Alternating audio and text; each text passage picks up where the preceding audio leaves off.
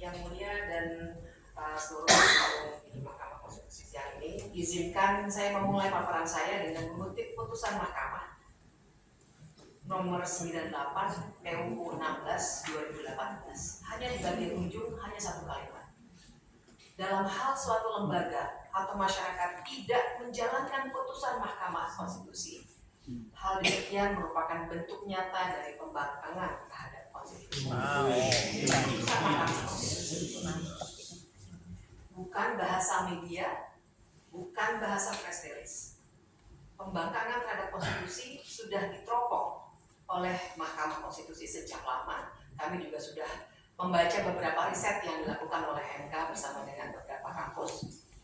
Dan persoalan hari ini jadi pelik karena pertanyaan besarnya adalah bagaimana bila yang melakukan pembangkangan terhadap konstitusi adalah pemerintah dan DPR.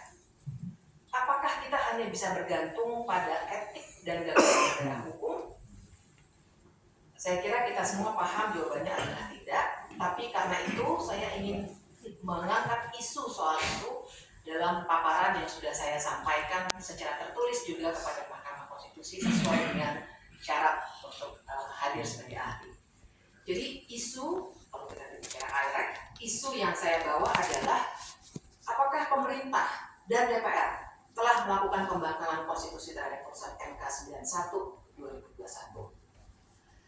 Dan di sini isu ini yang saya angkat karena saya melihat peran penting Mahkamah Konstitusi dalam perkara ini, karena yang disoal adalah pembangkangan konstitusi yang dilakukan secara legal dan karenanya diklaim sah. Bila tindakan semacam ini tidak dikoreksi, sangat mungkin pola penyelewengan kekuasaan ini akan berulang dan menjadi modus operandi kekuasaan. Menurut saya, fenomena autocratic legalism tengah terjadi di sini. Dia dikatakan autocratic, salah satunya oleh Kimberly Shepard, tapi juga bisa dibaca dari Javier Corrales untuk konteks di Venezuela, karena kekuasaan pemerintah didesain agar tidak bisa dikontrol termasuk oleh lembaga yudikatif. Dan dia dikatakan legalism karena fenomena autocratic legalism ini dipersoalkan karena kekuasaan tanpa kontrol itu dijalankan secara legal dengan cara pandang legalisme. Saya membangun atau menganalisis isu tadi bahwa pemerintah dan DPR telah melakukan pembangkangan konstitusi dengan dua bangunan argumen yang mulia. Yang pertama adalah adanya tindakan-tindakan hukum yang menunjukkan bad intention atau itikat buruk pemerintah dalam implementasi putusan 91. Dan yang kedua, penyalahgunaan Perpu. Ini menambahkan argumen dari ahli Zainal Arifin Mokhtar barusan, penyalahgunaan Perpu melalui praktik legislasi. Bad intention ini saya bangun argumennya dengan tiga bagian bangunan argumen. Yang pertama adalah tindakan hukum pemerintah yang beritikat buruk tentang putusan MK, maksud saya dikeluarkannya instruksi Mendagri nomor 68 tahun 2021 tertanggal 21 Desember 2021, hampir sebulan setelah putusan Mahkamah keluar. Dan judulnya pun tindak lanjut putusan MK nomor 91 PUU 18 2020. Yang kedua adalah kebijakan konkret yang diinginkan sebagai bagian dari politik hukum Undang-Undang 11 2020 untuk segera dilaksanakan sebelum batas waktu yang ditetapkan oleh Mahkamah melalui putusan MK. Jadi kelihatan intensinya. Dan yang ketiga, keinginan untuk tetap melaksanakan paling sedikit 4 peraturan pemerintah turunan Undang-Undang 11. Sebenarnya ada satu lagi yang mulia, poin keempat, tapi karena ini bukan wilayah pemerintah, saya hanya catatkan sebagai satu poin tambahan, yaitu dikeluarkannya surat edaran Mahkamah Agung nomor 5 tahun 2021. Wilayahnya yudikatif, bukan eksekutif. Dan tapi ini bisa dipahami sebagai bagian dari tugas Mahkamah Agung untuk tetap bisa melaksanakan pengadilan, karena bagaimanapun mereka tidak bisa menolak perkara tentu saja. Maka dibuatlah pemberlakuan rumusan hasil rapat pleno Kamar Mahkamah Agung tahun 2021 sebagai pedoman pelaksanaan tugas bagi pengadilan, Sema 5 2021. Salah satunya izinkan saya bacakan satu saja, ada di bagian E, Rumusan Hukum Kamar Tata Negara Butir 2 yang menyatakan dengan diundangkannya Undang-Undang 11 2020 tentang Cipta Kerja, permohonan fiktif positif sudah tidak lagi menjadi kewenangan Pengadilan Tata Usaha Negara. Efektif dilaksanakan. Saya langsung lompat tapi untuk menunjukkan 3 hal tadi. Yang pertama, dikeluarkannya Instruksi Mendagri 68 2021. Tentu saja Mahkamah tidak kami posisikan sebagai untuk menelaah Instruksi Mendagri, tapi saya menjadikan Instruksi Mendagri ini sebagai bagian dari bangunan argumentasi saya untuk menunjukkan intensi atau itikat buruk pemerintah tadi. Karena saya langsung lompat saja, tidak akan saya bacakan secara lengkap. Tapi yang sangat menggelisahkan bagi saya yang belajar hukum tata negara yang mulia, bahkan pembukaan Instruksi Mendagri itu yang lagi-lagi harus saya tekankan dikeluarkan hampir sebulan setelah putusan mahkamah keluar. Itu kepalanya, saya screenshot sengaja di paper saya, menindaklanjuti arahan Presiden Republik Indonesia atas putusan Mahkamah Konstitusi nomor 91 PUU 18 2020 tanggal 25 November 2021, diperlukan langkah-langkah secara cepat, tepat, dan terpadu antara pemerintah dan pemerintah daerah. Jadi dengan sengaja, intensinya langsung kelihatan di dalam kepala sebuah instruksi resmi dan berkenaan dengan arahan Presiden Republik Indonesia tersebut di atas, diinstruksikan kepada gubernur dan bupati wali kota seluruh Indonesia untuk dan seterusnya yang bisa dibaca dalam instruksi tersebut. Tapi intensi itu sangat terlihat jelas di situ, sehingga kemudian poin 1.2 yang bangunan argumen saya adalah saya juga mengalami itu di beberapa sebagai ahli, dalam kapasitas sebagai ahli, saya harus berdebat di PT UN untuk mengatakan bahwa Instruksi Mendagri ini keliru karena yang paling tinggi adalah putusan Mahkamah Konstitusi. Tapi tentu saja bagi kepala-kepala daerah, biro-biro hukumnya dan seterusnya, Instruksi Mendagri itu jauh lebih konkret daripada putusan Mahkamah Konstitusi. Dan di sini kekacauan bangunan negara hukum kita mulai terlihat dengan disengaja. Itu yang menggelisahkan sekali bagi saya. Dan yang kedua, kebijakan konkret yang diinginkan, ini saya ingin tunjukkan bahwa dalam pidato Menteri Perekonomian ketika Perpu 2 2022 dikeluarkan pada 30 Desember 2022, saya juga waktu itu sudah mau berangkat liburan, tapi dikeluarkan, dikatakan bahwa salah satu argumennya adalah untuk memberikan kepastian hukum. Pertanyaan konstitusionalnya, kepastian hukum untuk siapa? Karena kenyataannya, post factum, kita bisa melihat adanya politik hukum Undang-Undang 11 2020. Mohon izin saya pakaikan referensi saja kepada opini yang pernah saya terbitkan di Harian Kompas tentang politik hukum Omnibus Cipta Kerja. Itu tengah dilaksanakan bahkan ketika Undang-Undang 11 2020 telah diputus oleh MK. Sehingga memberikan ketidakpastian hukum bagi pemerintah yang memang mendesain Undang-Undang 11 2020 untuk tujuan tertentu. Itu yang kita namakan politik hukum. Dan hal ini misalnya saya pakai 2 studi kasus. Yang pertama, pernyataan pada 23 Juni 2023, pernyataan Menteri Koordinator Bidang Kemaritiman dan Investasi Luhut Binsar Panjaitan bahwa pemerintah terpaksa akan memutihkan 3,3 juta hektar kebun sawit yang berada di dalam kawasan hutan. Langkah tersebut mengacu pada Undang-Undang Cipta Kerja. Artinya memang saya ingin membaca ada sebuah skenario yang terganggu karena putusan mahkamah yang bagi kami baik, tapi bagi sebuah skenario yang disiapkan jauh-jauh hari, putusan mahkamah mungkin terasa mengganggu, sehingga tetap saja dilaksanakan dengan Instruksi Mendagri, dengan kebijakan-kebijakan lainnya, dan juga misalnya salah satunya adalah pendaftaran personel terbatas yang saya jadikan studi kasus juga, yang termasuk kategori usaha kecil menurut Undang-Undang Cipta Kerja, yang waktu itu diprotes oleh Ikatan Notaris Indonesia karena tidak lagi membutuhkan atau tidak lagi melihat pendirian PT sebagai hubungan kontraktual, tapi bisa dilaksanakan sendiri. Itu berjalan terus. Kita bisa lihat datanya di AHU, bagaimana itu berjalan terus karena silat lidahnya ada di soal putusan mahkamah kata-kata strategis dan berdampak luas. Ini terus-menerus jadi perdebatan juga ketika kami tampil sebagai ahli dalam berbagai perkara di PT UN. Kemudian yang ketiga, kami ingin menyoroti keinginan untuk tetap melaksanakan beberapa peraturan pemerintah mengenai ketenagakerjaan. Tanpa ingin lari ke hal yang detail karena waktu kita tidak banyak, saya hanya ingin menyoroti bahwa salah satu atau dua sebenarnya peraturan pemerintah itu sebenarnya mengatur secara berbeda dengan Undang-Undang 11 2020, kemudian diturunkan dalam level peraturan menteri secara berbeda pula. Karena itu ada perkara di Mahkamah Agung, mohon bisa dilihat perkara nomor 72 P/HUM/2022 yang menyoal hal ini.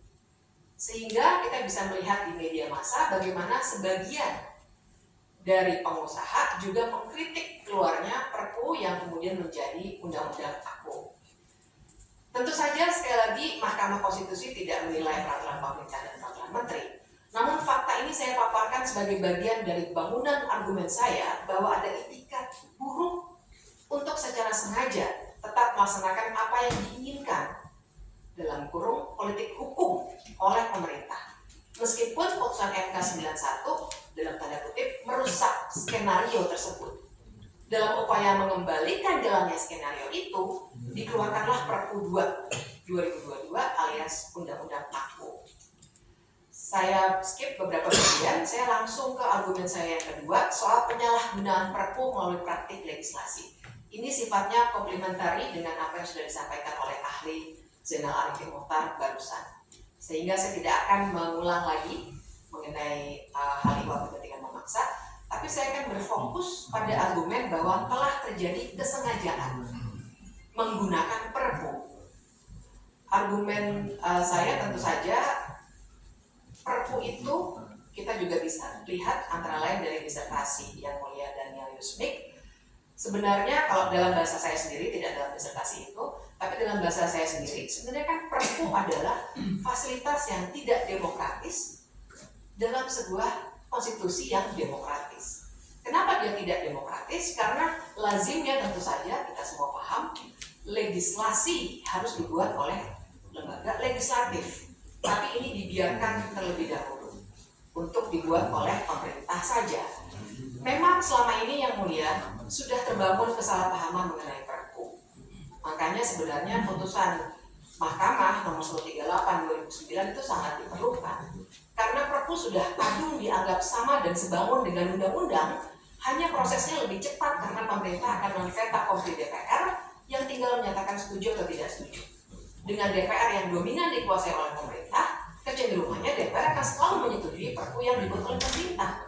Seakan-akan Perpu adalah model fast track legislation yang dalam literatur hukum tata negara sudah banyak dibahas. Padahal Perpu tidak dikonstruksikan demikian.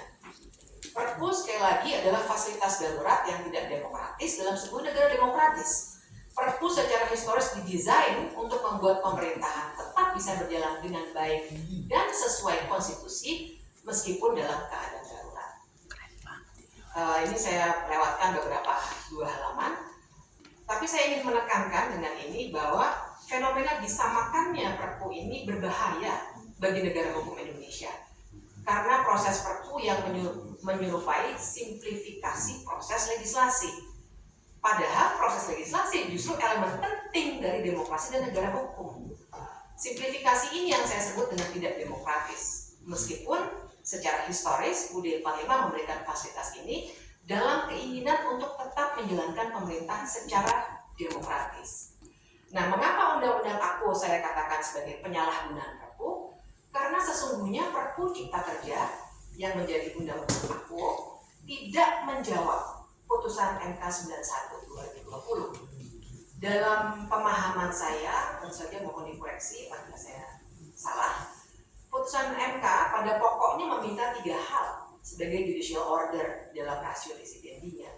Yang pertama, pemerintah dan DPR sebagai pembentuk undang-undang membuat undang-undang baru dengan proses formil yang memenuhi UUD 1945 sampai dengan 25 November 2023 Yang kedua, metode omnibus dikenal dalam sistem hukum Indonesia sebagai bagian dari pemenuhan syarat formil tersebut. Dan yang ketiga, adanya partisipasi bermakna sebagai bagian dari pemenuhan syarat formil tersebut. Tentu saja Perpu tidak akan bisa memenuhi perintah yang ketiga, karena bahkan Perpu dibuat tidak secara demokratis karena hanya dibuat sendiri oleh pemerintah. Saya mohon izin mengingatkan bahwa partisipasi bermakna itu tidak hanya dibuat dalam proses penyusunan harusnya, tapi dalam penyusunan dan pembahasan. Nah, pembahasan ini yang hilang dalam proses Perpu. Jadi perintah yang pertama disalahgunakan dengan argumen-argumen mengenai adanya hak iwal kegentingan memaksa, dan padahal kenyataannya argumen kegentingan memaksa sudah bisa terpatahkan, salah satunya dengan argumen saya di atas, butir 1.1, yang memperlihatkan bahwa kenyataannya tidak ada kekosongan hukum. Apalagi Undang-Undang Cipta Kerja adalah undang-undang dengan metode omnibus yang mengubah 78 undang-undang lainnya. Dan kita semua paham bahwa dalam ilmu perundang-undangan, keberlakuan undang-undang itu hanya dipengaruhi oleh 3 hal. Pencabutan dengan undang-undang lain secara tegas, perubahan materi muatan melalui perubahan undang-undang, pencabutan ataupun putusan Mahkamah Konstitusi. Undang-Undang 11 2020 tidak dicabut dalam tanda kutip secara lengkap oleh MK. Jadi tindakan-tindakan hukum sebenarnya bisa dilakukan menurut 78 undang-undang yang lampau itu. Karena undang-undang yang lampau itu tidak pernah dicabut oleh undang-undang yang baru. Selain itu, tentu saja putusan MK sesungguhnya justru kita bisa baca dari rasio disiplininya tidak mau secara mendadak mencabut Undang-Undang 11 2020. Justru putusan inkonstitusional bersyarat itu untuk menghindari adanya kekosongan hukum. Jadi dari sini jelas terlihat bagaimana narasi pemerintah pada saat mengeluarkan Perpu 2 2022 sudah menunjukkan penyalahgunaan Perpu. Nah, tidak berhenti di situ, bahkan pembentuk undang-undang juga sudah menyalahgunakan prosedur yang jelas diatur dalam pasal 22, terutama ayat 2 dan 3, bahwa persetujuan DPR harus didapat dalam persidangan yang berikut. Ayat 3, ini konstitusi, bukan level undang-undang, tapi di konstitusi. Makanya layak sekali dikatakan pembangkangan konstitusi. Jika tidak mendapat persetujuan, maka peraturan pemerintah itu harus dicabut. Jadi harusnya, izinkan saya mengingatkan yang mulia, masa persidangan setelah 30 Desember 2022 adalah masa persidangan ketiga yang dimulai tanggal 10 Januari sampai 13 Maret 2023. Dan Perpu itu waktu itu sudah diprotes, baru mendapat persetujuan pada persidangan berikutnya lagi, yaitu pada 21 Maret 2023. Jadi bahkan ayat 2 dan 3 pasal 22 Undang-Undang Dasar juga dilanggar secara sengaja, kalau boleh saya katakan demikian. Karena apabila kelalaian, saya kira kita juga mengecilkan kapabilitas pemerintah apabila hanya masalah lihat kalender itu bisa salah. Nah, kemudian terakhir sebagai penutup yang mulia, izinkan saya mengutip satu pandangan dari Alex Stone Sweet dalam konteks judicialization of politics, bahwa judicialization of politics is the intervention of constitutional judges, para yang mulia sekalian, in legislative process, establishing limits on lawmaking behavior, reconfiguring policy-making environments, and sometimes drafting the precise terms of legislation. Tindakan ini bila dibiarkan terus akan semakin menguatkan fenomena autocratic legalism yang tadi sudah saya sampaikan. Karena seakan-akan sekarang ini saya senang sekali makanya hadir di sini bersama dengan para pemohon dan ahli dan saksi, karena publik itu dikecohkan yang mulia. Seakan-akan semua yang terjadi ini seakan benar karena bentuknya undang-undang, tapi sebenarnya sudah melanggar prinsip negara hukum. Nah, jadi sebagai penutup sekali lagi saya ingin menekankan bahwa semua berbagai bentuk penafsiran historis, sistematis, dan juga teleologis sangat bisa digunakan dalam konteks perkara AKBO, karena jelas telah terjadi penyalahgunaan Perpu yang diatur jelas dalam Undang-Undang Dasar 1945 untuk kepentingan-kepentingan yang sebenarnya di luar konteks negara hukum. Demikian yang mulia, terima kasih atas kesempatannya. Assalamualaikum warahmatullahi wabarakatuh. Waalaikumsalam.